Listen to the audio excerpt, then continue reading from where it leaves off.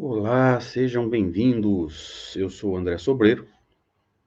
Nós estamos aqui a convite do amigo Johanno para conversarmos um pouquinho sobre as leis das influências. Vamos entender hoje, segundo o Livro dos Espíritos. Daqui a pouco a gente vai caracterizar, inclusive, qual é o livro que vai servir de base para o nosso bate-papo. Quais são as leis que norteiam o nosso entendimento a respeito desse fenômeno chamado influências. Alguns vão falar influências espirituais, enfim. Isso não é importante agora. Então eu agradeço o convite e que bom que a gente pode colaborar de alguma forma. Vamos caracterizar primeiro onde é que nós estamos em termos de bibliografia. Nós vamos estudar hoje o 9º capítulo da segunda parte de O Livro dos Espíritos, tá? O Livro dos Espíritos tem 4 partes, como nós sabemos. A primeira parte vai falar sobre Deus, a criação, os princípios, né? O princípio material e o princípio espiritual.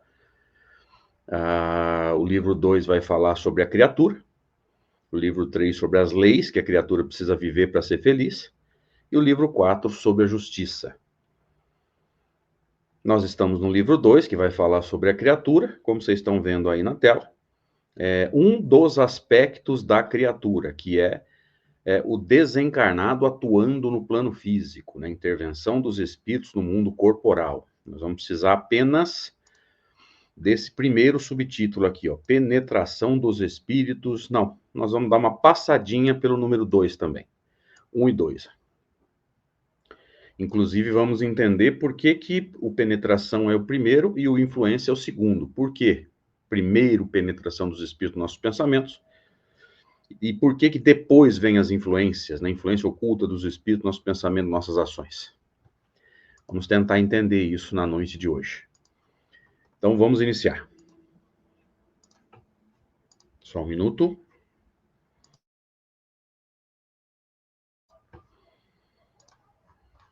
Primeira questão do capítulo, né? Primeiro subtítulo, penetração dos espíritos no nosso pensamento, é a questão 456. Os espíritos veem, evidentemente do verbo ver, tudo que nós fazemos, nós encarnados, né? Nós que estamos aqui nessa dimensão, nesse plano, que nós costumamos chamar de plano físico, plano material. Os espíritos veem tudo que nós fazemos e eles próprios respondem que podem vê-lo, respondem que sim, é possível, já que estáis constantemente rodeados por eles. Então não há nenhuma situação em que nós encarnados estejamos seguros com relação aos desencarnados. O que nos mantém seguros é um processo chamado simpatia, que a gente vai estudar daqui a pouquinho.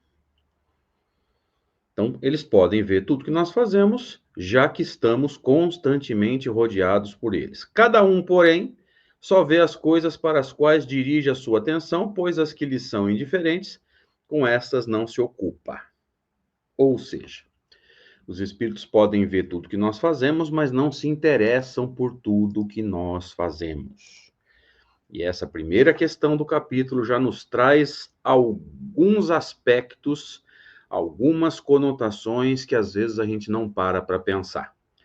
A primeira conotação que nos é trazida aqui é que os espíritos são seletivos. Eles podem ver tudo que eu faço, podem ver tudo que nós fazemos, mas não se interessam por tudo que nós fazemos. E esse processo de interessar-se ou não nos remete a um conceito que é o conceito de simpatia. Eu vou trazer aqui a questão que vai nos esclarecer sobre o processo de simpatia.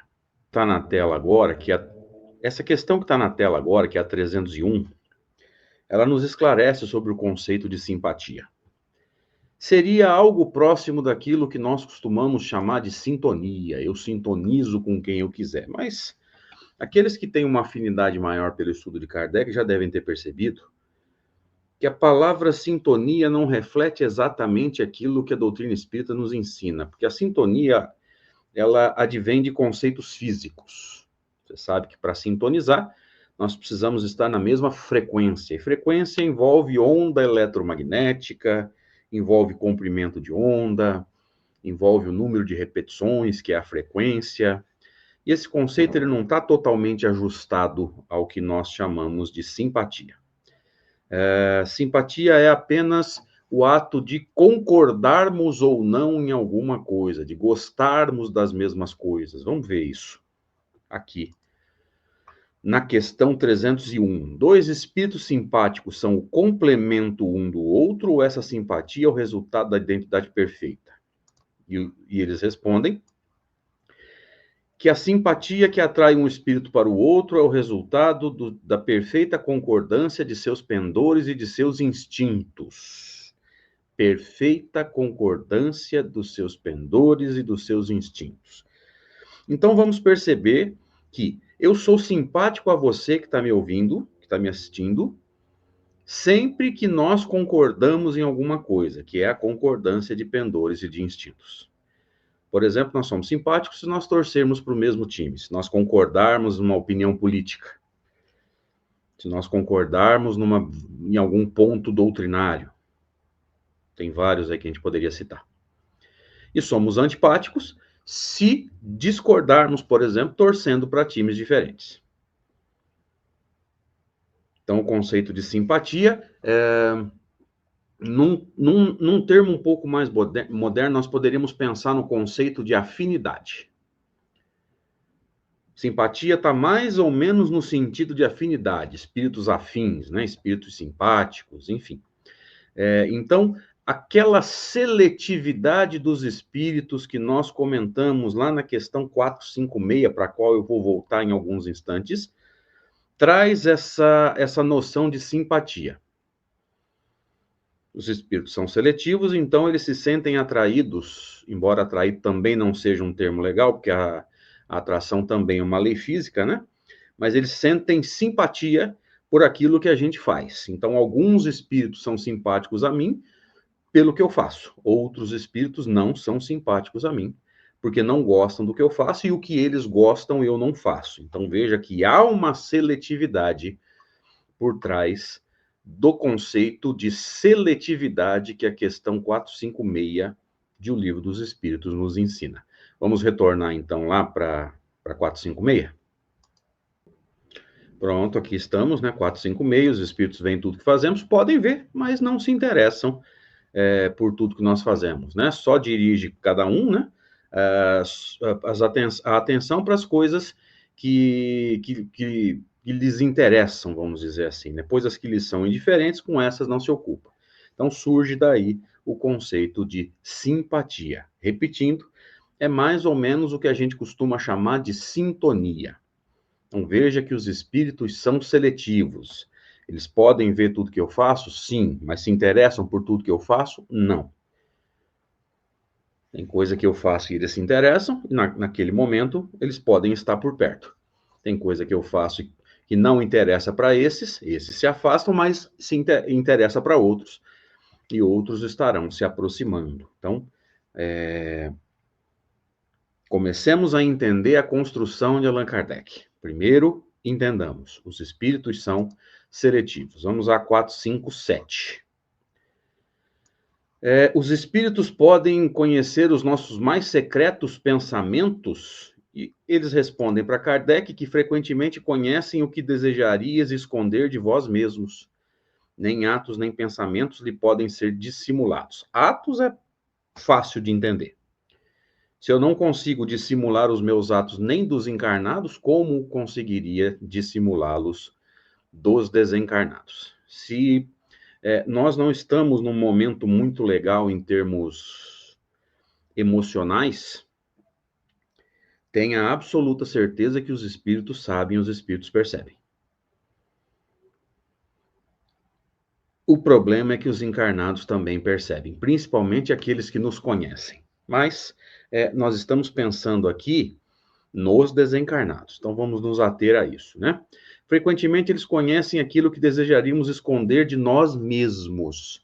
Nem atos, nem pensamentos lhes podem ser dissimulados. Se alguém te falou, em alguma palestra espírita ou em algum livro, que você consegue enganar um desencarnado, esquece. Falou bobagem. Vamos ler de novo? Vou destacar só o que eu preciso. Ó. Nem atos, nem pensamentos lhes podem ser dissimulados. O desencarnado, pela emissão fluídica, sabe que nós estamos dissimulando, sabe que nós estamos mentindo. Então, olha que importante isso. Às vezes a gente até consegue enganar um encarnado,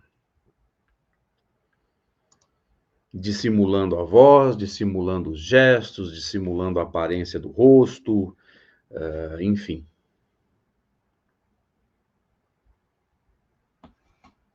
Impossível dissimular um desencarnado, porque pela emissão fluídica, ele sabe que nós estamos falando uma coisa, mas fazendo outra. E o complemento aqui na 457A vai deixar isso bastante claro para a gente. Ó. Dessa forma, ou seja, portanto, seria mais fácil esconder algo de uma pessoa viva, de um espírito encarnado, do que fazê-lo a essa mesma pessoa depois de morta? E os espíritos respondem: certamente. Quando vos julgais bem ocultos, tendes frequentemente uma multidão de espíritos ao vosso lado que vos vê. Então, olha só. Isso aqui nos leva a reflexões morais muito importantes, porque se hoje eu engano um encarnado, daqui a um tempo, tanto eu como ele vamos desencarnar. E ao desencarnar, esse a quem eu enganei, ele vai ter consciência de que foi enganado. E aí nós vamos ter que olhar para ele e passar vergonha. Isso me faz pensar que o nosso comportamento ainda tem resquícios de materialismo. Porque, peraí, se eu consigo enganar um encarnado, mas não consigo enganar um desencarnado, significa o quê? Significa que eu estou acreditando muito mais aqui na existência física do que na imortalidade da alma. Então, o meu comportamento ainda é materialista. E às vezes a gente não para pensar nisso. Nós trazemos em nós claríssimos resquícios de comportamento materialista. E a mentira ou a dissimulação é um deles. Primeiro, porque os desencarnados sabem que nós estamos mentindo. Pela emissão fluídica, que mostra os nossos pensamentos, que mostra os nossos sentimentos, eles sabem que nós estamos falando uma coisa e pensando outra. E segundo,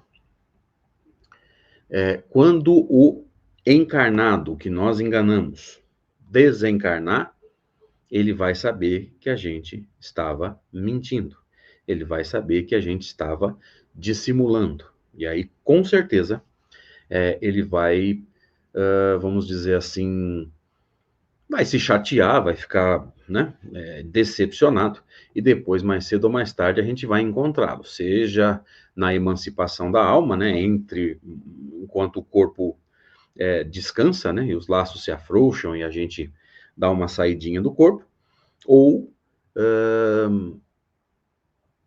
depois da morte física, né, depois da desencarnação, nós também vamos encontrá-lo, e aí vai haver esse encontro, vai haver meio que essa acariação, e vai rolar um negócio bem desagradável, né, porque aí vai ficar muito chato olhar para essa pessoa e ter que admitir que a gente mentiu. Entendido isso, vamos estudar os subtítulos. Eu vou voltar um pouquinho para trás aqui no texto, para a gente entender a construção de subtítulos. Entendido isso, a gente volta aqui para nossa relação de subtítulos. Lembra que eu falei para vocês que a gente ia precisar dos dois primeiros subtítulos aqui? Deixa eu destacar com o teclado, que aí não fica aparecendo aquele letreirozinho aqui do lado. Eu falei para vocês que a gente ia precisar desses dois subtítulos, né? O primeiro subtítulo, penetração dos espíritos do mundo no nosso pensamento. E o segundo, influência oculta dos espíritos, nossos pensamentos, as nossas ações. Agora a gente precisa entender por que a penetração dos espíritos no nosso pensamento vem antes de influência, né? Por que primeiro penetração e depois influência? Aqui tem uma construção de Kardec. É bem simples. Antes de tentar nos influenciar, que é o segundo passo, o segundo subtítulo, eles penetram no nosso pensamento para saber se, pelo processo de simpatia, eu posso cair ou não naquilo que eles querem que eu faça. Então, percebam as consequências disso. A gente não é influenciável para tudo. Há imperfeições das quais nós já nos libertamos em definitivo. E eu sempre cito o mesmo exemplo. Se você, assim como eu, não gosta de cigarro, mas nem do cheiro,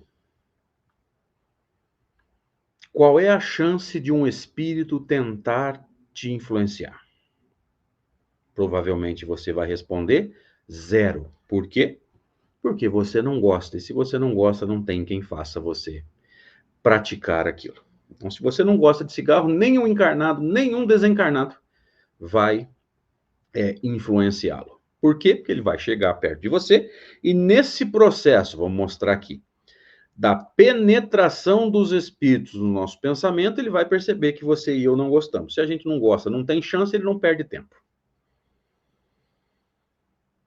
Agora, há outras imperfeições, há outras ações, há outros vícios morais que podem levar a vícios físicos, onde nós podemos cair.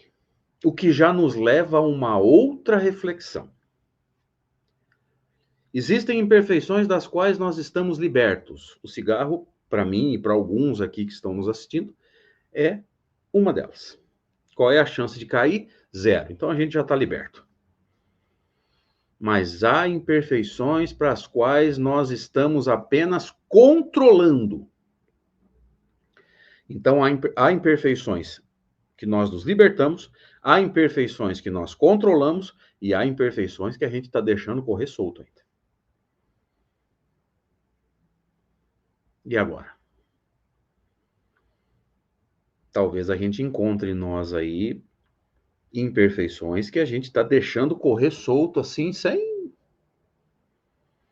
o menor controle. Se a gente vive para alimentação desregrada, vive para bebida, vive para o sexo, vive para mentira, vive para enganar as pessoas, vive para ganhar dinheiro, significa dizer que nós estamos deixando essa imperfeição, pode ser uma delas, pode ser mais de uma, ainda correr solta, vamos dizer assim. Nós estamos deixando essa imperfeição em aberto, nós estamos deixando fora do controle.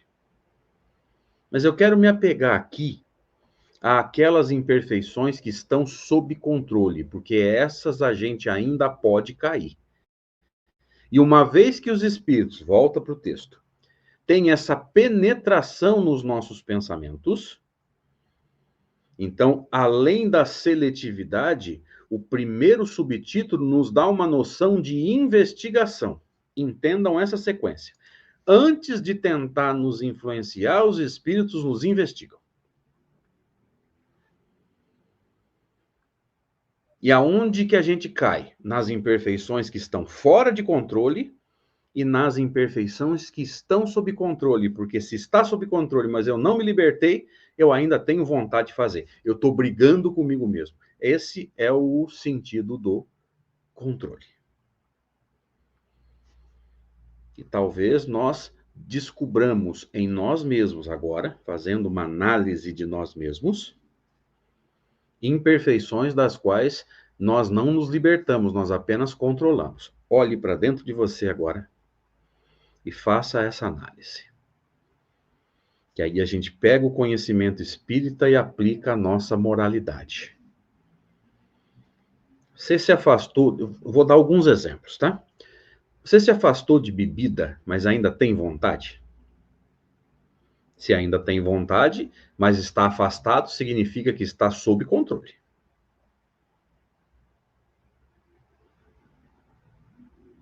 O tabagismo pode ser a mesma coisa. A pessoa parou de fumar, mas quando ela sente o cheiro, ela fica doida para voltar, sob controle, não é uma libertação. Em alguns momentos a gente consegue controlar a alimentação, né? Mas doido para voltar a comer desorganizadamente, sob controle em alguns momentos. Às vezes a gente ainda volta a cometer o mesmo erro. Então estava sob controle, mas perdeu o controle. Então vamos lá, nós temos três formas de estar encarando as imperfeições. Aquelas que nós nos libertamos, nós citamos o exemplo do cigarro. Alguns aqui talvez, assim como eu, não gostem, não corremos risco. Está livre, está tranquilo. Segundo, o outro extremo, aquelas que possivelmente estejam assim totalmente libertas, totalmente descontroladas, ou seja, a gente não está botando nem freio. E alguns motivos podem nos ajudar a entender isso. Que tipo de imperfeição a gente não coloca freio? Aquelas, primeiro, aquilo que a gente ainda acha que está certo. É lógico que se eu ainda acho que está certo, eu não vou parar. Outra possibilidade, aquelas em que a gente coloca desculpas, o chamado desculpismo. Desculpismo nada mais é do que tentar encontrar uma justificativa para continuar cometendo os erros que a gente já entendeu que não deveria cometer. Por exemplo, o fumante, que sabe que faz mal para a saúde, que sabe que está jogando dinheiro e saúde fora, mas inventa desculpas para não controlar o tabagismo. Então veja que nesse processo, né, de estar totalmente descontrolado, ou estar sob controle, ou já estar totalmente liberto, há nuances aí, há muitos fatores que nos ajudam a entender. Aí a busca interna. Então vamos voltando para o texto aqui, para a gente ir entendendo, né, essa construção de Kardec. Penetração dos espíritos no nosso pensamento é o primeiro passo. Dá a conotação de seletividade e dá-nos a conotação de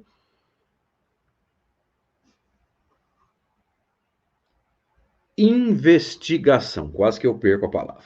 Investigação. Antes de tentar nos influenciar, eles nos investigam.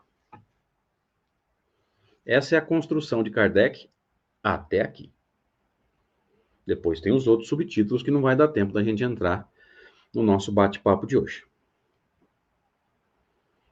Uma vez que ele percebeu que é possível tentar nos influenciar, que é possível que eu caia naquilo que ele quer, aí vem o segundo passo, que é a influência oculta dos espíritos. Oculta, outro ponto importante. Por que isso aqui é importante? Por que essa influência é oculta, gente? Porque se um espírito aparecesse para mim aqui agora, vamos imaginar que eu fosse médium vidente. Não sou. Mas vamos imaginar que eu fosse um médium vidente. Se eu visse um espírito aqui agora, ele virasse para mim e falasse assim: André, eu detesto você, na encarnação passada você pisou na bola comigo, você está ensinando doutrina espírita para os outros, mas você mesmo não pratica, bom, nenhuma novidade nisso, né? E eu quero que você vá ali dentro da sua casa, pegue uma faca e corte o pulso. Eu vou rir da cara dele. Porque ninguém em sã consciência se cede a uma pressão direta, assim. Você está vendo que o espírito quer te prejudicar, você vai fazer o que ele quer que você faça? Ninguém é ingênuo a esse ponto. É mais ou menos como se você soubesse que determinada rua escura, você corre o risco de ser assaltado e você passar lá justo no dia que o teu pagamento está na sua carteira e a carteira no seu bolso. É lógico que você vai se defender. Você vai passar por outro lugar, você vai depositar esse dinheiro para não correr risco, enfim, você vai se defender. Então, se essa influência não fosse oculta, aliás, se não é oculta, não é influência, né? Aí já é o fenômeno patente, mas se não for oculta, a gente se defende. Agora vamos olhar para o outro lado, para o lado da influência boa. Se um espírito aparece para mim aqui agora, um bom espírito, vamos dizer, o meu anjo guardião. André, a fulana ou o fulano está precisando de muita ajuda, vá lá. Como a gente percebeu que é um bom espírito, que está nos ajudando, né, que está preocupado com a pessoa lá, o que a gente faz? A gente vai, mas olha que interessante. A gente foi porque recebeu uma ordem direta. Então, o nosso mérito, ele cai muito. Ao passo que, sendo influência oculta, olha para o item 2, eu vou destacar ele aqui. Sendo uma influência oculta, significa dizer o quê? Vem ao meu pensamento, será que o fulano está precisando de ajuda? Se eu for até lá, ver se o fulano está precisando de ajuda, o mérito é meu. Eu não tive uma ordem direta. Então, olha que sensacional. Como que o estudo da obra de Allan Kardec vai nos ajudando a entender como é que essa influência funciona. Influência oculta. Aliás, podemos nos lembrar do próprio Kardec nos dizendo em vários momentos da obra dele, né? Existe o fenômeno oculto e existe o fenômeno patente. O que é o fenômeno oculto? O pensamento, quando um pensamento nos é sugerido. A influência é um fenômeno oculto. O que é a influência? É uma tentativa. Outro conceito importante. Influência não é domínio. Domínio é obsessão. Quando eu começo a perder o controle da minha vida para qualquer imperfeição. Cigarro, bebida, droga, sexo, alimentação. Quando eu começo a perder o controle da minha vida e deixo os espíritos dominarem, já saiu do campo da influência e já estamos pensando na obsessão. É outra história. Influência é tentativa. Influência significa que um espírito me investigou, sabe que naquilo que ele quer, eu também quero, então eu posso cair, e aí acontece a tentativa.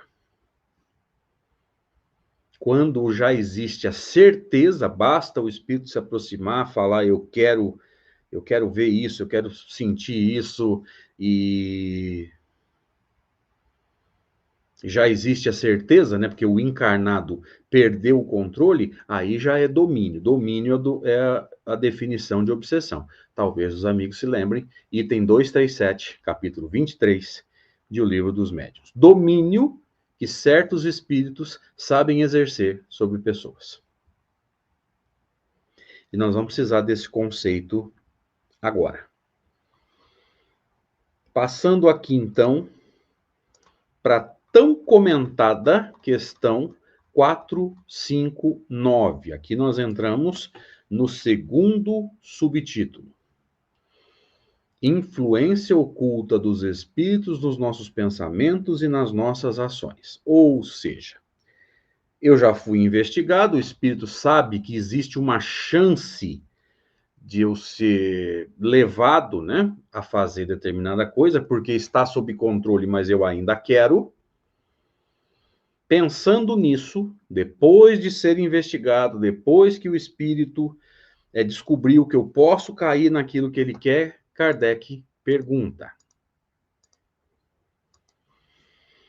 E essa questão é muito comentada no movimento espírita como um todo, né? Os espíritos influem nos nossos pensamentos e nas nossas ações?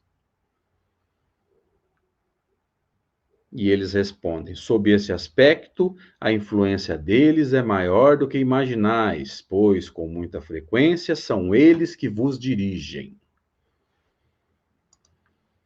Agora eu vou fazer uma consulta. Embora a palestra, infelizmente, seja gravada, né? Eu não tenho como fazê-la ao vivo, gostaria muito, mas não me é possível, por questões pessoais, né? Eu vou fazer uma consulta e vou esperar que os amigos respondam no chat.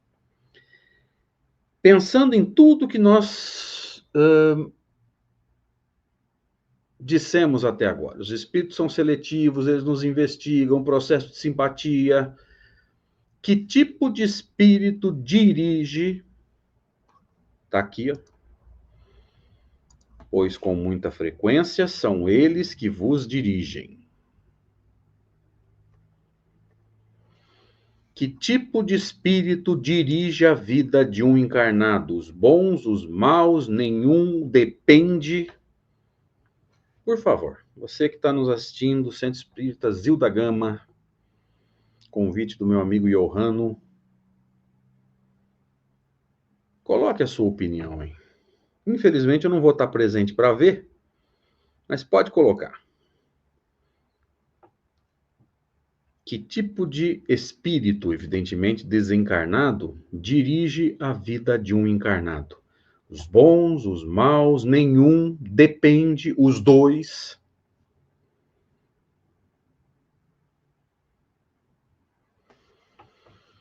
E agora que você já colocou a sua opinião aí, vamos pensar. Qual a chance de um espírito bom, um espírito de segunda ordem, um anjo guardião, dominar a vida de alguém? Zero.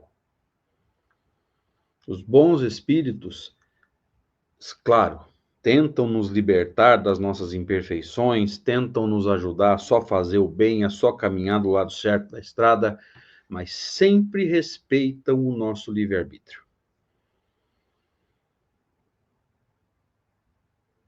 Essa história de espíritos, qual é o termo que eles usam aqui? Dirigir a vida das pessoas, isso não é coisa de espírito de segunda ordem, isso é coisa de obsessor.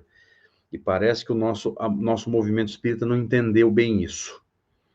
Essa história de espírito exigente com o médium. Gente, um espírito de segunda ordem sabe que o tutelado dele é de terceira ordem, como todos nós somos.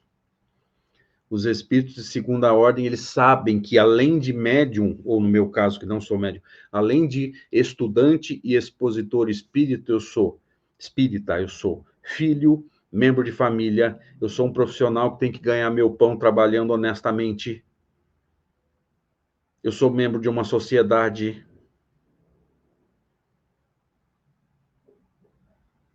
Então, qual é a chance de um espírito verdadeiramente evoluído, de um espírito verdadeiramente de segunda ordem, dominar, dirigir a nossa vida? Zero. Lá no item 237 de O Livro dos Médiuns, quando nós encontramos a definição de obsessão, que eu citei agora há pouco, domínio que certos espíritos sabem exercer sobre pessoas.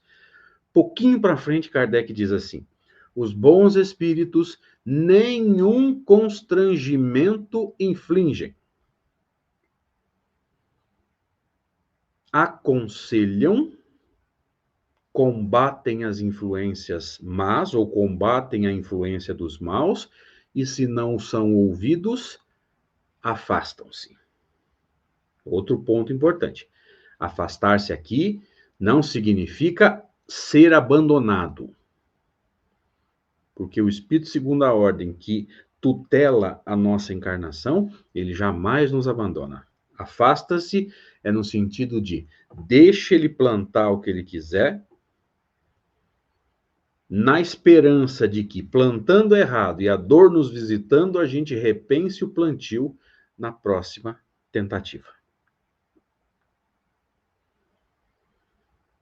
Então, qual é a chance de um espírito de segunda ordem dirigir a vida do encarnado? Zero. Quem dirige a vida dos outros é espírito de terceira ordem, é dominador, é centralizador. Se for numa relação mediúnica, é mistificador. E isso precisa ficar claro para todos nós que estudamos espiritismo, que às vezes participamos de uma reunião mediúnica, que somos médiuns e às vezes não entendemos bem a nossa relação com os espíritos. Sugiro um estudo profundo da escala espírita, Livro dos Espíritos. um pouquinho para trás, do item 100 até o 113. Para entendermos o que é um espírito segunda ordem, que são os anjos guardiães de todos nós. Espíritos muito elevados, que não dominam ninguém, que já se libertaram bastante da influência da matéria no seu comportamento. Pensemos nisso.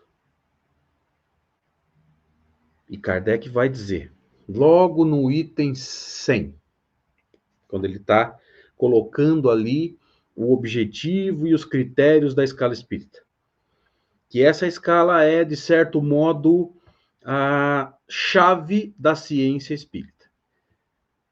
E qual o objetivo dela? Sabermos, todos nós, com que tipo de espírito nós estamos nos relacionando. Então veja que isso é textual. Pode ir ao item 100, lá no Livro dos Espíritos, que você vai encontrar isso textualmente. Definir com que tipo de espíritos estamos nos relacionando. E se percebermos que esse espírito com quem a gente se relaciona, fica essa dica para os médiuns, que esse espírito com quem a gente se relaciona não tem característica de espírito de segunda ordem, não é lógico, não é bondoso, está na hora de parar de dar ouvido para ele. E nós costumamos dizer, e o Johanno 3x4 está no estudo com a gente, que quando nós estudarmos Kardec profundamente, tem muito mentor que vai perder o emprego. Porque nós vamos entender com o tempo que não é um mentor. Às vezes não é um espírito mal intencionado. Às vezes é apenas alguém que sabe bem menos do que acha que sabe. Mas muitas vezes são espíritos bem complicados. São os chamados sistemáticos. No Livro dos Espíritos, Kardec vai chamá-los de pseudo-sábios. Quando, na prática mediúnica, Kardec vai chamá-los de sistemáticos, ou seja, eles não estão preocupados com a verdade. Eles estão preocupados apenas com os sistemas deles. E talvez nós encontremos na nossa caminhada espíritos que passaram milênios em determinada cultura. Por exemplo, no hinduísmo. E se o médium deixar, e a casa espírita também, o centro espírita vira um centro hindu. E todo mundo vai andar de turbante. Talvez você encontre também nas suas andanças um espírito ligado a muitas encarnações, por exemplo, ao judaísmo. E se o médium deixar, e a casa também, o centro espírita vira uma sinagoga.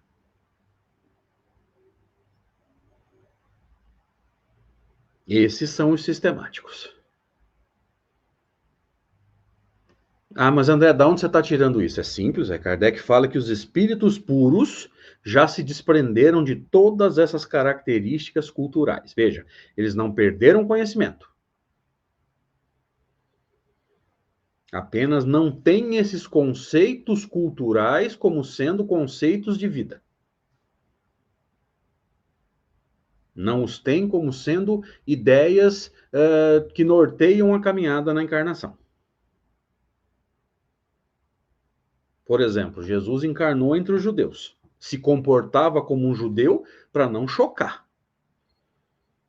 Mas não colocava o judaísmo acima das leis de Deus. E posso dizer por experiência das minhas andanças, palestras, viagens, jornadas. Agora de uns anos para cá, desde a pandemia, né, mais na internet do que na estrada, mas tem muito sistemático se passando por mentor de casa espírita. E só o estudo profundo do pensamento kardeciano vai nos ajudar a entender que esses espíritos estão nos prendendo a sistemas e não nos deixando realizar um processo natural de libertação. Abre mão dos sistemas, busca só a verdade. E foi o que Kardec fez. Por isso que ele não se apegou a um único espírito, a um único médium. Ele filtrava tudo, mesmo que a assinatura fosse de um espírito elevadíssimo.